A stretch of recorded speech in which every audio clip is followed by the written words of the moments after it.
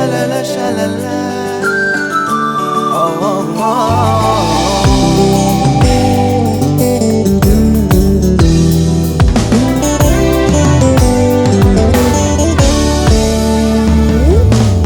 Navelanao niaritry mangidy za niaritry tomagny lava, navelanao niaritry toetry koa zao.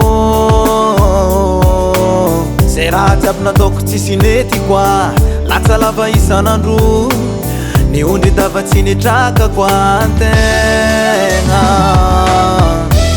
Za tsy maintsy mitraka na de zegny raha ataonao.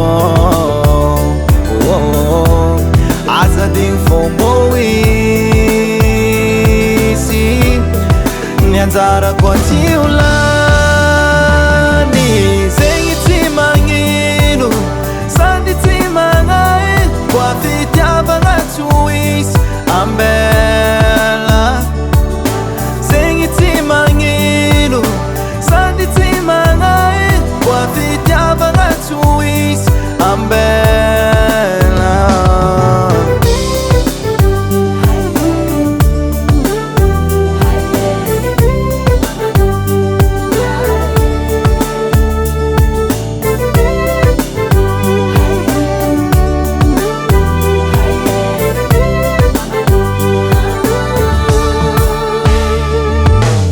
Mandia tany tsy maintsy lavo fo, milolagnitry tsy maintsy legny, mirary anao ahita soa koa zao.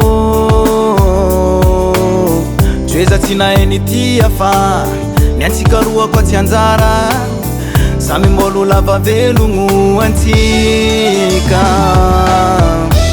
Za tsy maintsy mitraka na de zegny raha ataonao. Azadigny fomba isy ny anjarako tsy ho lany.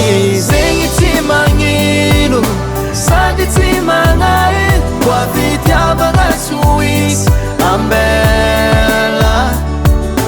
Zegny tsy magnino sady tsy magnahy, koa fitiavagna tsy ho isy ambela. Tsy magnahy avake koa tsy magnino, ho anao zay tratra courage.